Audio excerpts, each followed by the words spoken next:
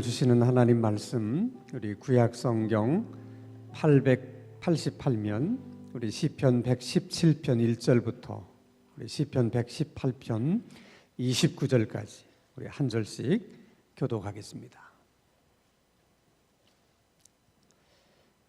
구약 성경 888면 시편 117편입니다. 너희 모든 나라들아 여호와를 찬양하며 너희 모든 백성들아 그를 찬송할지어다.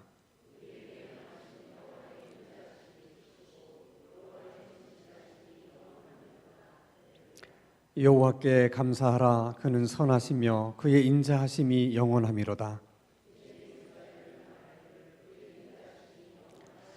이제 아론의 집은 말하기를 그의 인자하심이 영원하다 할지로다.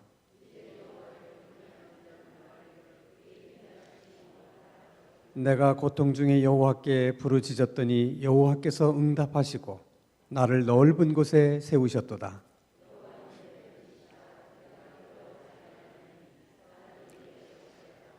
여호와께서 내 편이 되사 나를 돕는 자들 중에 계시니 그러므로 나를 미워하는 자들에게 보응하시는 것을 내가 보리로다. 여호와께 피하는 것이 고관들을 신뢰하는 것보다 낫도다.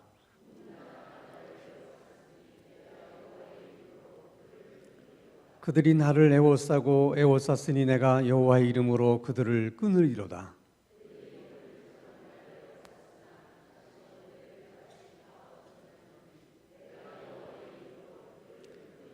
너는 나를 밀쳐 넘어뜨리려 하였으나 여호와께서는 나를 도우셨도다.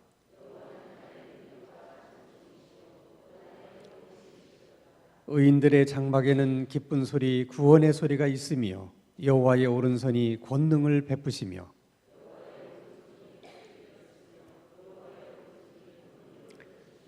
내가 죽지 않고 살아서 여호와께서 하시는 일을 선포하리로다.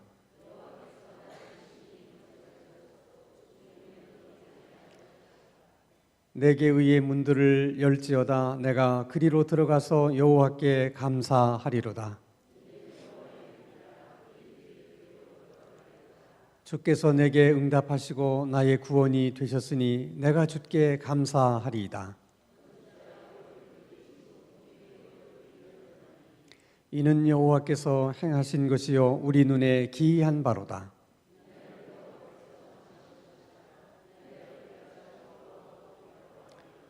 여호와여 구하옵나니 이제 구원하소서. 여호와여 우리가 구하옵나니 이제 형통하게 하소서.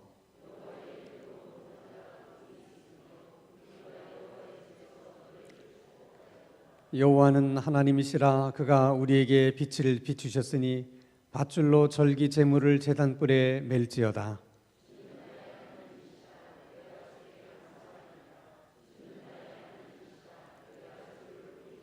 이 19절 다 함께 여호와께 감사하라. 그는 선하시며 그의 인자하심이 영원하미로다. 아멘. 시편의 말씀은 이렇게 서로 교독만 해도 참 은혜가 돼요. 말씀을 한 절씩 한 절씩 여러분이 읽는 소리를 내가 듣고 내가 또 읽는 소리를 여러분이 듣고 교독만 해도 정말 은혜가 되는 말씀이 시편의 말씀입니다. 퀴즈입니다. 성경 중에 제일 짧은 장이 성경 어디에 있는 줄 아십니까?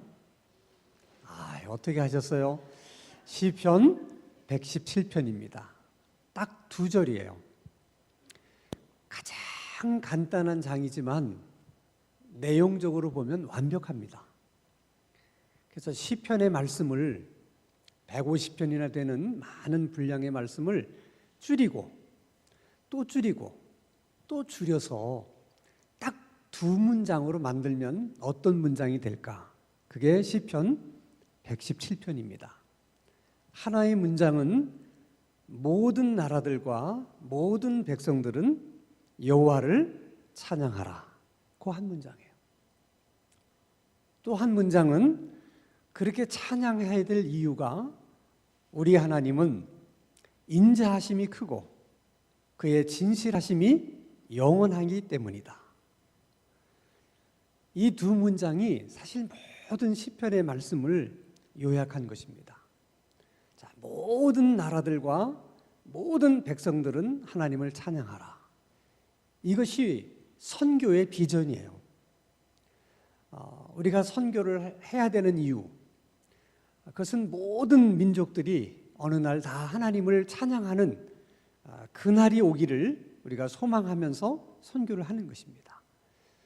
근데 요한계시록에 보면 이제 주님이 오실 날에는 하나님이 어떻게 해서든지 이 시편 117편의 말씀처럼 모든 민족들로 하여금 하나님을 찬송케 하시겠다는 거예요.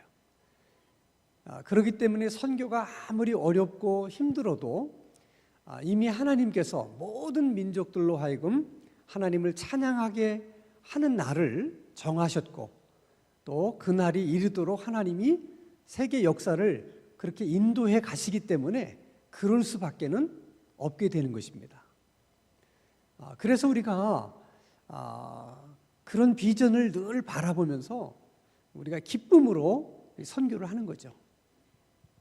우리 교회에서도 필리핀에서도 선교하고, 인도네시아도 선교하고, 중국도 선교하고, 또 라오스도 선교하고, 이렇게 선교를 해요. 모든 그리스도인들은 이런 세계 선교에 대한 비전이 있어야 돼요. 하나님이 결국 역사를 그렇게 이끌어 가실 거라고 하는 것을 알기 때문에 우리가 어떤 모양이든 그 선교에 동참을 해야 돼요. 그래서 거대한 하나님의 그 역사의 물줄기 속에 우리가 다 들어가야 되는 것이죠. 기도로 함께 하든, 또 우리가 선교 헌금으로 함께 하든, 우리 몸으로 아예 선교지로 가서 함께 하든, 어떤 모양이로든지 이렇게 함께 우리가 해야 됩니다. 우리가 지난주에 이제 라오스에 이제 찬송을 보내는 그 일을 위해서 우리가 이제 함께 기도하고 또 이제 헌금을 하자. 이제 그래서 많은 분들이 참여를 해주셨는데, 그것도 여러분 이게 세계 선교의 비전의 그런 큰 장으로 보면 얼마나 흥분되는 일인지 몰라요. 그래서 우리가 그 어둠의 땅 라오스, 불교의 땅인 라오스에 찬양집을 보내서 그들이 처음에는 뭣도 모르고 그냥 찬양을 부르겠지만은 이제 어느 순간 하나님이 그 민족에게 은혜를 주시면, 그러면 하나님의 그 인자하심과 그리고 하나님의 진실하심을 그 나라 백성들도 찬양하게 되는 그런 날이 올 것이다. 이제 그런 믿음을 가지고 우리가 이제 그 일을 하는 거예요. 그런 일에는 여러분 게을러서는 안 돼요. 무관심해서도 안 돼요. 그런 일에는 우리가 적극적으로 참여해서 또 열심히 그렇게 기도하고 그런 날이 오도록 우리가 기도해야 돼요. 그럼 예를 들어서 여러분 어느 날 라오스에 하나님께서 선교의 문을 여셔서 정말 굉장히 많은 사람들이 주께로 돌아오고 또 교회마다 부흥이 되고 그들이 하나님의 이름을 높이며 찬양하는 그런 일들이 일어나고 있다는 소식을 듣게 됐을 때, 그럴 때 여러분 우리가 라오스 선교를 위해서 찬양집을 보내고 또 하나님께서 그렇게 역사해 주시기를 위해서 늘 기도했던 사람들은 얼마나 큰 은혜와 감격이 있겠어요. 그러나 아무 관심도 없고 참여하지 않은 사람들은 그런 하나님의 기적 같은 역사가 일어나도 아무런 감흥이 없는 거야. 은혜라고 하는 것은 그냥 저절로 주어지는 게 아니에요. 사모하고 우리가 은혜를 받기 위해서 열심을 내고 그런 자들에게 하나님이 은혜를 주시는 줄로 믿습니다. 그래서 오늘 특별히 여러분 기도의 사람들이 되기 위해서 이렇게 수요일 저녁마다 나와서 기도하시는데, 여러분들이 좀 라오스 선교 또 찬양을 보내는 일, 보내는 것만 하는 것이 아니라 계속해서 정말 하나님이 역사해 주도록 위해서 기도해야 되니까, 기도하는 여러분들은, 다른 성도들은 그렇게 하지 못하더라도 여러분은 하셔야 돼. 여러분은. 그래서 우리가 수요일 저녁마다 우리가 또 찬양집을 보내고 나서는 계속해서 우리가 또 기도로 또 역사하도록 그렇게 기도를 해줘야 될 필요가 있어요. 참여하지 않으신 분 한번 손 들어봐. 수요 기도 나왔는데 부끄러워서 손도 못 들잖아. 다 참여하셔야 돼. 기도하시는 분들은 다 참여하시기 바랍니다. 여러분만 참여하지 말고 여러분 자녀들도 다 이름을 넣어서 여러분의 자녀들도 그 선교의 비전 속에 다 포함되도록 그렇게 하셔야 돼. 다른 건 몰라도 자녀들에게 설득도 하고 설명도 하고 꿈을 심어줘야 돼. 자꾸 심어줘야 돼. 자, 여러분, 하나님의 인자하심, 하나님이 인자하시다. 하나님이 인자라고 하는 것은 우리가 이제 한글로 풀이해서 그것을 설명하면 안 돼요. 왜냐하면 하나님의 인자하심이라고 하는 것은 변함없으신 하나님의 사랑을 다른 말로는 표현할 만한 적당한 단어가 없어서 우리나라 그 언어로는 인자라고 번역을 한 거예요. 인자라고 하는 것은 변함없으신 하나님의 사랑, 그것을 인자라고 표현을 한 겁니다. 그러니까 인자는 영자나 순자와의 이름 같은 인자가 아니에요. 하나님의 뭐라고요? 변함없으신 사랑, 그것이 인자하십니다. 하나님의 변함없으신 사랑이 크시기 때문에 우리가 그 하나님을 찬양해야 된다. 두 번째는 하나님의 진실함이 영원하다. 이 진실하심이라고 하는 것은 하나님의 약속과 관련이 있는 거예요. 하나님은 뭘 약속을 하시면 어떤 일이 있어도 그 약속을 반드시 지키시는 하나님이세요. 어떤 형편에서든지 또 어떤 조건에서든지 하나님이 말씀하신 그 말씀은 반드시 이루시는 하나님이세요. 그래서 하나님은 믿을 만한 분이에요. 한 번도 하나님은 말씀하시고 하신 말씀을 뒤집는 법이 없으세요. 어떤 일이 있어도 하나님은 그 약속을 지키십니다. 그럼 왜 하나님은 진실하신가? 두 가지 이유 때문에요. 하나는 하나님의 속성과 성품이 진실하신 분이에요. 하나님은. 두 번째는 하나님은 무엇을 약속하시든 하나님이 약속하신 것은 반드시 그 약속을 이루실 수 있는 능력과 힘이 하나님에게는 있으세요. 그렇기 때문에 하나님은 진실하신 분이야. 성품도 진실하시지만 하나님은 어떤 약속을 하시더라도 그 약속을 이루실 수 있는 능력과 힘이 계시기 때문에 하나님은 진실하신 분이다 하는 것입니다. 근데 사람은 왜 하나님처럼 진실하지 못할까? 그것은 둘 중에 하나예요. 성품은 진실한데 약속을 지킬 만한 능력이 없어서 진실하지 못한 경우가 있고, 하나는 약속을 지킬 만한 능력은 있어도 그 성품 자체가 진실하지를 못해서 사람이 진실하지 못할 수도 있는 거죠. 그렇기 때문에 사람은 사람을 믿으면 꼭 실망을 하게 돼요. 왜냐하면 사람은 본인이 아무리 진실하고 싶어도 자기가 한 약속을 지킬 만한 능력이 없으면 진실할 수가 없거든요. 이제 목회를 오래 하다 보면 이제 깨닫게 되는 게 하나가 있어요. 이제 많은 분들이 이제 목사님을 또 존경도 하고 또 아끼는 마음이 있어서 이제 저를 찾아와서 목사님, 제가 부족하지만 제가 목사님의 힘이 되어드리겠습니다. 이제 그런 분들이 계세요. 참 감사한 거죠. 고마워요. 철썩 믿었다가는 꼭 실망해. 하나님은 주의 종들에게 하나님을 의지해야만 된다는 것을 훈련시키시려고 하기 때문에 꼭 그런 분이 와서 힘이 되어주겠다 그러면 꼭 안 돼요. 근데 처음에 이제 목회가 어렵고 힘들면 그래도 지푸라기라도 잡고 싶은 생각이 들잖아, 사람 마음이.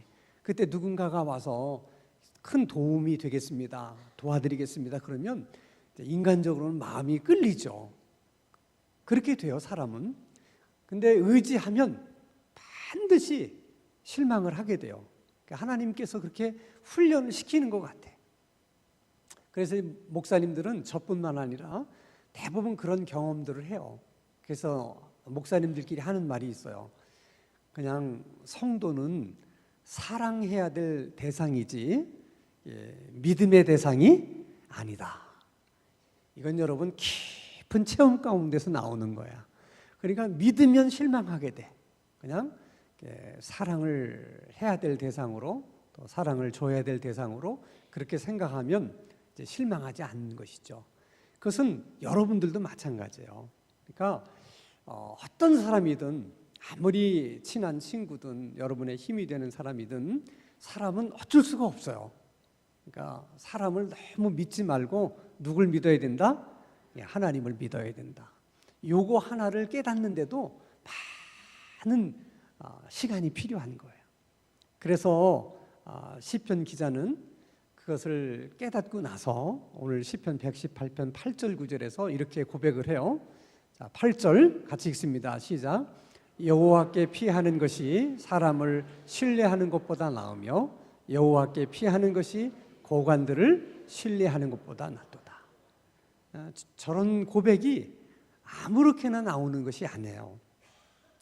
많은 사람을 의지했다가 실망하고 또 의지했다가 실망하고 그런 경험들을 통해서 아무리 힘이 있는 사람이라 할지라도 아무리 권세가 있는 사람이라 할지라도 그런 사람들을 의지하는 것보다는 하나님께 피하고 하나님을 의지하는 편이 더 낫다. 여러분들에게도 다 저와 같은 고백이 있게 되기를 주님의 이름으로 축원합니다. 하나님은 본인이 진실하신 분이기 때문에 우리 성도들도 다 진실하기를 원하세요. 그래서 하나님은 어떤 사람을 좋아하시는가? 진실한 사람을 좋아해요. 어떤 약속이든 약속을 지키는 사람들을 좋아해요. 그래서 하나님께서 사람들을 쓰실 때 보면 저분은 하나님께서 쓰실 만한 무슨 별 그런 게 없는데도 하나님이 쓰시는 경우가 있어. 대부분 그런 경우는 하나님이 다른 거 안 보고 그분의 진실됨 하나만 보고 쓰는 경우들이 많이 있어요. 다른 건 다 부족하고 다른 건 다 없어도 진실함 하나만 있으면 하나님이 그걸 보고 쓰시는 거야. 사람은 진실해야 돼. 우리 신앙인들에게 있어서 중요한 신앙의 가치 중에 하나가 진실함이에요. 예를 들어 여러분 사도 바울을 보세요. 바울 되기 전 사울일 때는 그가 예수 믿는 사람들을 얼마나 많이 핍박했습니까? 근데 하나님이 그를 들어서 사도로 쓰시잖아요. 어떻게 보면 베드로보다도 크게 쓰세요. 왜 하나님이 하필이면 그렇게 예수 믿는 사람들을 핍박하고 스데반을 순교하는 자리로 몰아넣었던 그런 사람을 하나님이 쓰실까? 물론 하나님이 쓰실 때는 그만한 이유들이 있을 거예요. 많은 이유들이 있겠지만은 그 중에 가장 중요한 것은 사울에게는 진실함이 있다는 거야. 무엇을 보면 아느냐? 자 보세요. 사울은 율법에 대해서 정말 철저했던 사람이에요.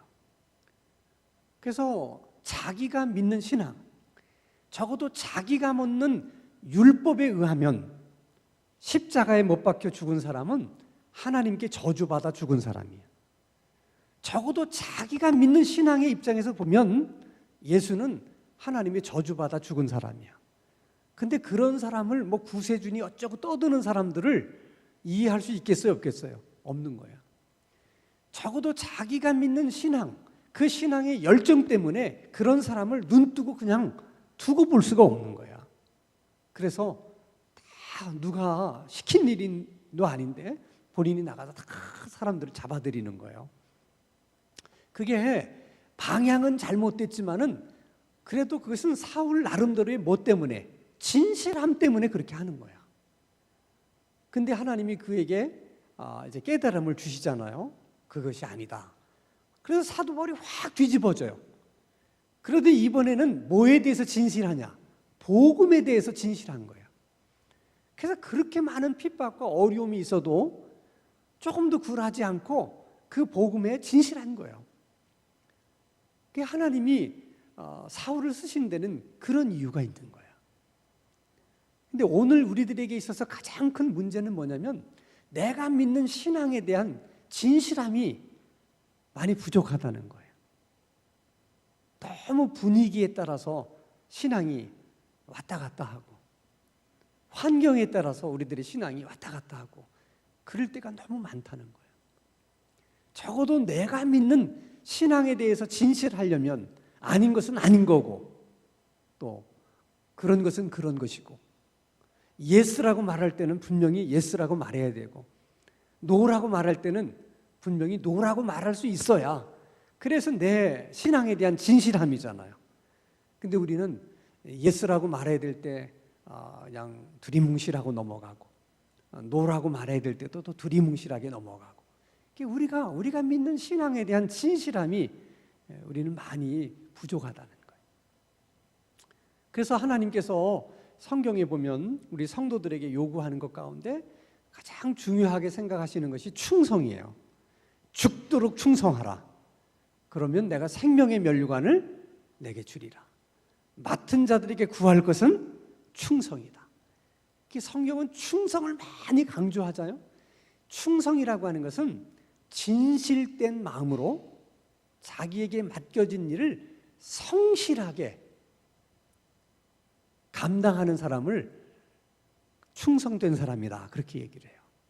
다시 얘기합니다. 자기에게 맡겨진 일에 대해서 진실된 마음으로 성실하게 그 일을 하는 것, 그게 충성이라는 거예요. 하나님이 좋아하는 사람이 충성된 사람이야. 그래서 우리들에게 죽도록 충성하라고 요구하시는 것이고, 맡은 자들에게 충성을 요구하시는 거예요. 충성하라. 그러니까 여러분, 충성이라고 하는 것은 교회에서만이 아니고 주님의 일만 그런 것이 아니라 여러분 가정에서도 충성하셔야 돼요. 가정에서 가정의 일을 하는 것도 진실된 마음으로 성실하게 임해야 돼. 그게 충성이야. 여러분들이 직장에서도 마찬가지예요. 내가 설렁탕 가게를 한다. 그럼 내가 그 설렁탕을 만들고 파는 일에 있어도 진실된 마음으로 성심을 다해서 그 일을 해야 돼요. 모든 면에서, 우리 삶의 모든 면에서 그렇게 충성된 모습을 주님이 보시기를 원하는 거예요. 이게 모든 그리스도인들에게 공통적인 어떤 성품이 있다면 진실함이에요. 그래서 세상 사람들도 교회 다니는 사람 그러면 저 사람은 진실한 사람이야, 그렇게 사실 인정을 받아야 돼요. 다른 건 몰라도 저분이 교회를 다니는 사람이라면 설렁탕에다 분유는 안 탔을 거야, 이렇게는 믿어야 된다는 거야. 진실함이 있어요, 진실함이. 그러니까 여러분들에게 하나님이 어떤 일을 맡겨주든 항상 진실된 마음으로 성실을 다해서 그 일을 하셔야 돼. 그러면 생명의 면류관을 주시듯이 하나님이 여러분들에게 영광의 면류관도 주실 줄로 믿습니다. 자, 이렇게 시편의 말씀을 요약하면 두 문장으로 요약을 할 수 있는 것처럼, 자, 우리들의 신앙생활이라고 하는 것도 이렇게 얘기하고 저렇게 얘기하고 많이 얘기할 수 있는데, 우리들의 신앙생활도 또 줄여서 이렇게 요약을 한다면 어떻게 될까? 그러면 세 단어로 요약이 돼요. 하나는 예배, 다른 하나는 전도, 다른 하나는 여러분 섬김. 세 단어로 요약이 됩니다. 그러니까 결국 신앙생활이라고 하는 것은 우리 삶의 우선순위가 예배에 있는 그런 삶이 되도록 하는 거예요. 그런 사람이 되려고 하는 거예요. 그리고 항상 우리들의 최대의 관심사가 세계 선교와 또 복음을 전하는 일과 영혼을 구원하는 일에 두는 거죠. 그런 삶이 되기를 바라는 것이고, 그런 사람이 되기를 바라는 거예요. 그리고 모든 삶의 기본적인 자세가 섬김적인 자세인 그런 삶이 되기를 바라고, 그런 사람이 되기를 바라는 거예요. 그것이 우리들의 신앙생활의 가장 핵심적인 요소예요. 그게 우리들의 신앙의 목표죠. 그럼 우리는 예배드리는 일을 통해서, 또 전도를 하는 일을 통해서, 섬기는 우리들의 삶을 통해서 하나님은 영광을 받으시는 것이고, 그것이 우리들을 성화시켜 나가는 거예요. 그러니까 여러분, 우리가 성화된다 그럴 때 자꾸 우리가 너무 추상적인 개념을 가지고 죄도 안 짓고 또 죄 지으려고 하는 마음도 이렇게 안 갖는 그런 사람을 떠올리지 마시고, 성화된 사람이라고 하는 것은 뭐냐면 삶의 우선순위가 예배에 있는 사람을 말하는 거예요. 그만큼 우리 삶의 우선순위를 100으로 볼 때 내 우선순위가 80 정도 내가 예배에 있다. 그럼 성화가 80만큼 된 것이고, 삶의 우선순위가 내가 50만큼 있다 그러면 50만큼 성화가 된 거예요. 내가 하루 중 또 내 삶 중에서 최고의 내 관심사가 세계 선교와 복음 전하는 과 영혼 구원하는 일에 있다. 그게 한 50% 있다 그러면 성화가 50% 된 거예요. 20%면 20% 된 거. 그리고 기본적으로 우리 삶의 자세가 섬기는 자세가 30%다. 그러면 그만큼 성화가 30%는 된 거예요. 그러니까 그 부분에 대해서 끊임없이 우리가 훈련을 해서 우리가 계속해서 성화시켜 나가는 거죠. 그러니까 우리가 성화가 된 만큼 하나님이 그만큼 영광을 받으시는 거야. 그러니까 하나님이 영광을 받으시는 일과 우리가 성화되는 것은 이것은 비례하는 거예요. 같이 가는 거예요. 항상 우리가 이만큼 성화되면 그만큼 하나님 영광을 받으시는 거죠. 이게 별개의 문제가 아니라는 거예요. 그러니까 항상 우리가 그렇게 관심을 가져야 돼. 관심을. 그래서 그렇게 또 훈련하고. 그럼 우리가 왜 이렇게 기도하냐? 무엇 때문에 기도하는 것이냐? 기도를 하는 궁극적인 목적도 결국 이 세 가지 중에 있어요. 자, 우리가 예배를 정말 잘 드리기 위해서 이게 우리의 힘만 가지고는 안 되잖아요. 내 마음대로 안 되잖아요. 그러니까 하나님의 도움이 필요한 거예요. 그게 기도해야 되는 거죠. 전도도 마찬가지죠. 섬기는 일도 마찬가지예요. 그리고 여러분들이 예를 들어서 기도 제목이 무엇입니까? 뭐 제가 건강한 것이 지금 기도 제목입니다. 그럼 건강하셔서 뭘 하려고 하십니까? 그 건강한 몸을 가지고 뭘 하려고 그러는 거예요? 더 좋은 예배자로 예배하는 삶을 살기 위한 것이고, 그 건강한 몸을 가지고 세계 선교와 복음 전하는 일과 영혼 구원하는 일을 하기 위해서 그러는 것이고, 그 건강한 몸을 가지고 다른 사람들을 섬기려고 하는 거예요. 왜 기도하십니까? 저는 좀 물질의 축복을 받기 위해서 기도합니다. 그럼 물질의 복을 받아서 부자가 되면 뭘 하시려고 그러십니까? 그 부자가 되었다고 하는 부자로서 내가 하나님을 예배하는 그런 본을 보이는 것이고, 그 하나님 주신 물질을 가지고 더 많은 선교와 복음 전하는 일과 영혼 구원하는 일에 내가 헌신하려고 하는 것이고, 또 하나님 주신 많은 물질을 가지고 더 많은 어려운 사람들과 이웃들을 어떻게 섬기려고 하는 것이죠. 모든 것은 기도하는 것이 결국은 다 거기로 귀결되는 거야. 그러니까 결국은 우리가 기도하는 목적은 하나님께 영광을 돌리려고 하는 것이고, 우리 자신이 성화되기 위한 거예요. 여러분이 무엇을 기도해도 마찬가지야. 그러니까 그 기도하는 거기만 머무르면 안 되고, 그게 다 무엇을 위해서 기도하는 거냐 하는 것을 아시고 기도해야 되는 거예요. 항상. 그럼 여러분들이 성경을 열심히 읽고 늘 주일날 이렇게 하나님의 말씀을 듣고 또 이렇게 설교 말씀을 듣는 이유가 뭐겠어요? 우리가 예배를 바르게 드리려면 어떻게 드려야 되는지를 알아야 되잖아. 하나님이 어떻게 드리라고 하는지. 또 우리가 영혼 구원, 세계 선교도 하나님은 그 부분에 대해서 뭐라고 말씀하시는지 알아야 되잖아요. 또 섬기려고 그러면 어떻게 섬겨야 되는지도 알아야 되잖아요. 모르면 그냥 내 생각대로 하지 않겠어요? 내 생각대로 예배하고 내 생각대로 선교하고 내 생각대로 섬기고 그러면 안 되잖아요. 그러니까 우리가 하나님의 말씀을 열심히 배우고 공부하려고 하는 이유도 결국은 바른 예배자로서 살아가기 위해서, 바른 전도자로서 살아가기 위해서, 또 바르게 섬김의 삶을 살아가기 위해서 하는 거예요. 모든 것이 다 이 세 가지를 위해서 그렇게 사는 것이죠. 그러니까 여러분들이 수요일 저녁 때 나와서 무엇을 기도해도 괜찮아요. 근데 그 기도가 결국은 예배나 전도나 섬김 쪽으로 가야 된다는 거예요. 가야 된다는 거예요. 자, 이제 시편 118편으로 오면, 시편 117편에서 시편 기자가 모든 나라와 모든 백성들은 하나님을 찬양하라. 왜냐하면 하나님의 인자하심이 크고 그의 진실함이 영원하기 때문이다. 그것을 진실하심이 영원하신 하나님, 인자하심이 크신 하나님을 자기 삶 속에서 경험한 이야기를 고백하는 것이 시편 118편의 이야기예요. 그럼 어떤 경험을 했기 때문에 그렇게 얘기를 하는가? 자, 5절 말씀을 한번 보겠습니다. 같이 읽겠습니다. 시작. 내가 고통 중에 여호와께 부르짖었더니 여호와께서 응답하시고 나를 넓은 곳에 세우셨도다. 자, 나를 넓은 곳에 세우셨다 하는 것은 시적인 표현이에요. 내가 고통 중에 하나님 앞에 부르짖었더니 하나님이 그 고난 가운데서 나를 건지셔서 안전한 곳으로, 그런 고통이 없는 곳으로 나를 옮기셨다 하는 시적인 표현을 넓은 곳에 세웠다, 이렇게 이제 표현하는 것입니다. 중요한 것은 내가 고통 중에 하나님께 부르짖었더니 하나님께서 어떻게 하셨어요? 응답하셨다는 거예요. 우리는 너무나 당연한 일로 생각해요. 그렇죠? 그래서 저런 말씀을 읽어도 별 감동이 없는 거예요.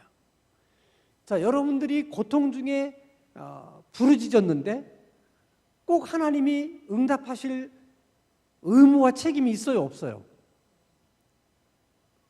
얘기 좀 해봐요. 하나님이 왜 여러분의 부르짖음에 응답을 하셔야 돼?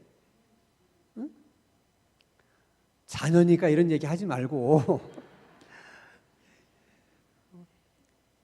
자, 여호와의 인자하심이 크고 진실하심이 영원하기 때문이다 하는 자기의 경험을 지금 저렇게 표현하는 거야. 우리가 고통 중에 너무 힘들어서 아무도 누구에게도 하소연해도 들어줄 사람이 없어.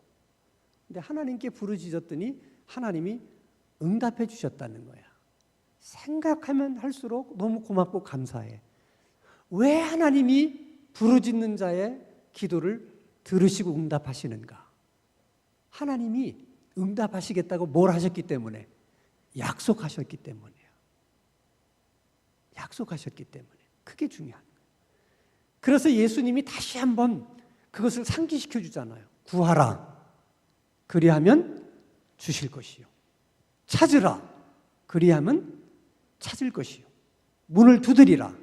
그리하면 열릴 것이다. 구하는 자에게 하나님이 주시겠다는 거예요. 찾는 자에게 찾게 해주시겠다는 거예요. 문을 두드린 자에게 문을 열어주시겠다는 거예요.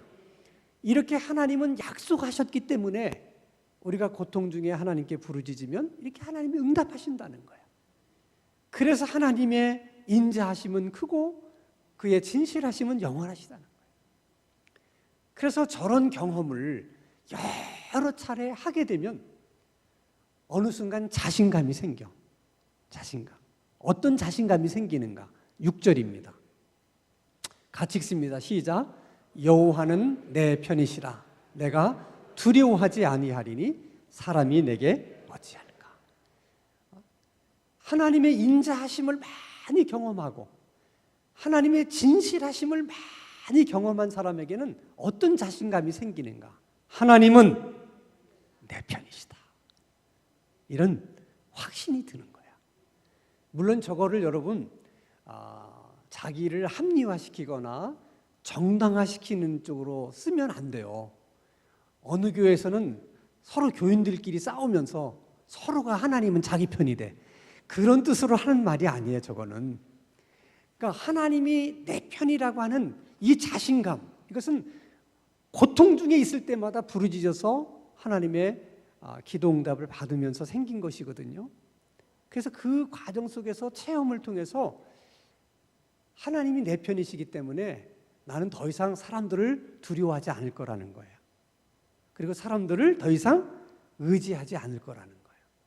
이건 여러분 엄청난 자유함이에요. 우리가 여러분 인생을 살면서 어떻게 사람을 의지하지 않을 수가 있겠어요? 어떻게 사람을 두려워하지 않을 수가 있겠어요? 사실 여러분 우리를 가장 고통스럽게 하는 것도 사람에 대한 두려움이에요. 시어머니에 대한 두려움, 직장 상사에 대한 두려움. 왜 없어요? 자식들은 부모에 대한 두려움. 두려움이 얼마나 우리를 힘들게 하는지 몰라요. 그리고 누군가 나를 도와줄 사람이 없으면 얼마나 허전해요. 그래서 항상 나에게 의지가 될 수 있는 사람을 우리는 찾잖아요. 그래서 이 친구도 새기고 저 친구도 새기고 다 이렇게 하잖아요. 자꾸 인간관계로 우리를 이렇게 묶으려고 하는 이유가 어디 있겠어요? 의지가 되기 때문에 그런 거잖아요. 그래서 사람들을 많이 알면 그게 큰 의지가 되고 힘이 되잖아요. 그게 사람이잖아. 그런데 시편 기자처럼 기도를 통해서 하나님의 응답을 많이 경험하게 되면 하나님은 내 편이시구나. 이 확신이 탁 들 때, 그때는 더 이상 사람을 두려워하지 않게 되고 사람을 의지하지 않게도 된다는 거예요. 그래서 수요일 날마다 나와서 기도 훈련을 하시는 여러분들에게 하나님은 내 편이시다 하는 것을 다 한번 확신할 수 있게 되기를 주님의 이름으로 축원합니다. 또 이렇게 많은 기도의 체험을 하게 되면 또 이런 깨달음이 와요. 22절과 23절인데 같이 한번 읽겠습니다. 시작. 건축자가 버린 돌이 집 모퉁이의 머릿돌이 되었나니 이는 여호와께서 행하신 것이요 우리 눈에 기이한 바로다. 자, 집 짓는 사람은 돌을 가지고 이렇게 잘 돌을 분별을 해요. 이게 건축자재로 쓸만한 돌인가 아닌가. 그래서 좋은 돌을 가지고 집을 짓습니다. 그리고 이 돌은 좀 집 짓기에는 쓸모가 없다. 그러면 어떻게 해요? 그건 버려요. 근데 그래서 쓸모가 없다고 생각해서 버린 돌을 집 가장 중요한 주춧돌이 되게 하신다는 거야. 누가? 하나님이. 그래서 나는 쓸모가 없어서 건축자의 버린 돌처럼 나는 그렇게 여겨졌는데, 그렇게 생각했는데 어느 날 보니까 하나님이 나를 주춧돌이 되게 하셨다는 거야. 이건 놀라운 깨달음이에요. 실제로 여러분 역사 속에서 저런 일이 많이 있습니다. 예를 들면 종교개혁을 했던 그 말틴 루터, 그 사람은 교황에게도 버림받은 사람이고 당시 교회인 천주교회로부터도 버림받은 사람이었어요. 정말 건축가가 버린 돌이었어요. 근데 하나님이 그를 종교개혁의 추춧돌로 삼으신 거예요. 누가 그렇게 하셨어요? 하나님이. 그러니까 여러분 말틴 루터만 그러는 게 아니에요. 그러니까 우리들은 뭐 나는 돈이 없네, 나는 뭐 배운 게 없네, 뭐 나는 뭐 도와줄 사람이 없네, 그게 중요한 게 아니야. 정말 우리에게 뭐가 없어서 문제냐? 기도가 없어서 문제야.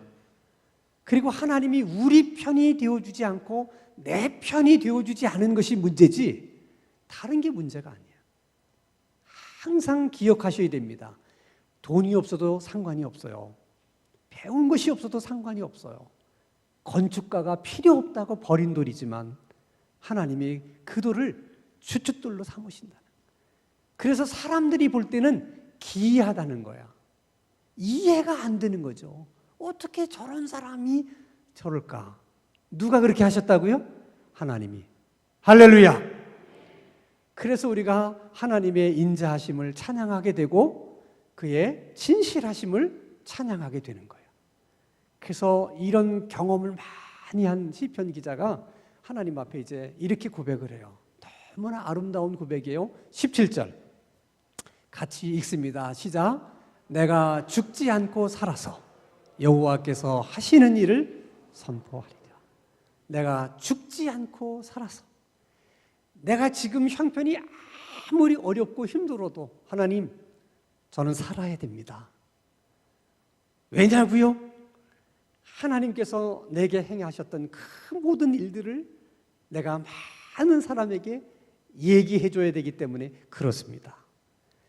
그래서 시편 기자는 분명한 삶의 이유, 목표가 있기 때문에 아무리 어려움과 시련이 있어도 문제가 되지 않아.